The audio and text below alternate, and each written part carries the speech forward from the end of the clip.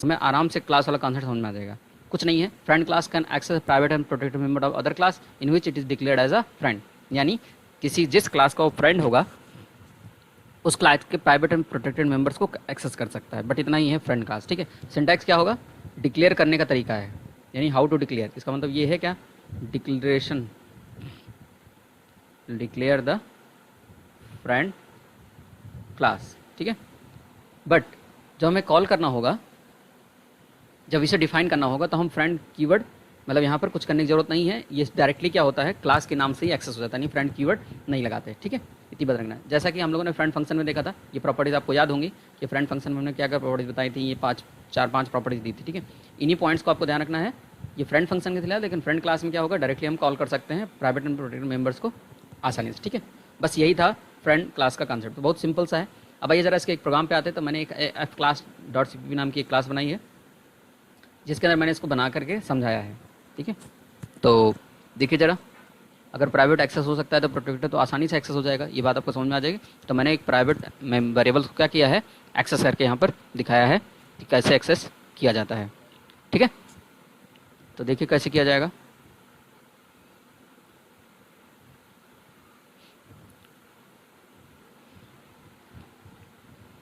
ये देखिए F class dot cpp नाम की क्लास बनी है, ठीक है।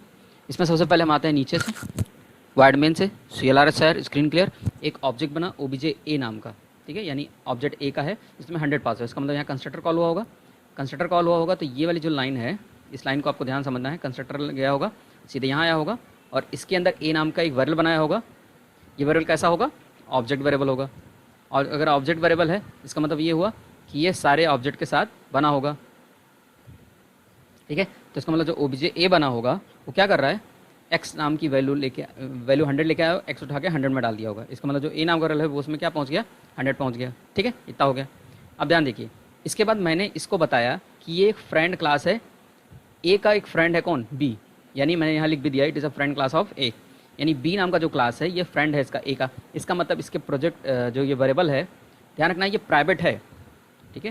ये क्या है, प्राइवेट क्यों, क्योंकि इसके पहले कोई भी scope resolution of access specifier नहीं लगा हुआ है, ठीक है। तो प्राइवेट हो गया।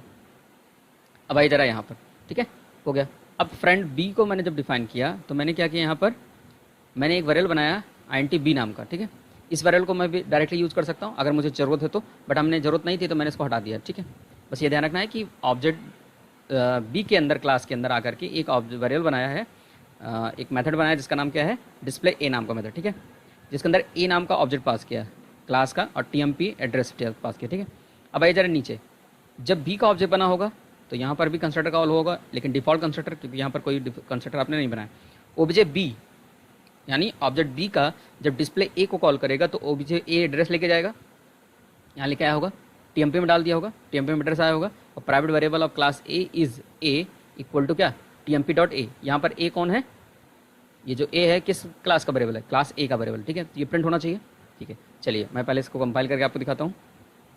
तो कंपाइल करके देखेंगे तो आपको आउटपुट में क्या मिलेगा, यहाँ पर कोई एरर नहीं होनी चाहिए, ठीक है। चेक करते हैं, चलिए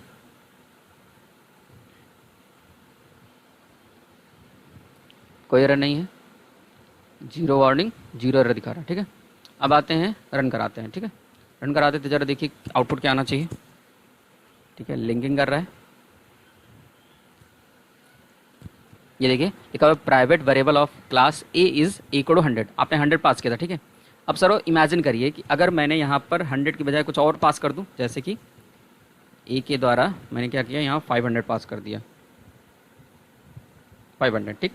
अगर मैंने इसको सेव किया और मैं इसको सीधे रन कराता हूँ तो इस बार ए की वैल्यू क्या आनी चाहिए, 500 आनी चाहिए, ठीक है।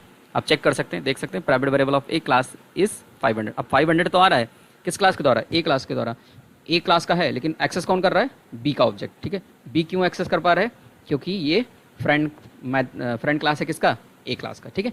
तो यही था फ्रेंड क्लास। इसका मतलब हम फ्रेंड क्लास का यूज़ कब करेंगे, जब हमें कोई ऐसे प्राइवेट और प्रोटेक्टेड मेंबर एक्सेस करने हो किसी और क्लास के डायरेक्टली, ठीक है। तो हम क्या यूज़ करेंगे, फ्रेंड क्लास का यूज़ करते हैं। तो फ्रेंड फंक्शन, फ्रेंड क्लास का कॉन्सेप्ट आप आई होप आपको समझ में आ गया होगा। अगर आपके मन में कोई डाउट्स हैं तो आप कमेंट बॉक्स में ज़रूर पूछ सकते हैं। Thanks for watching.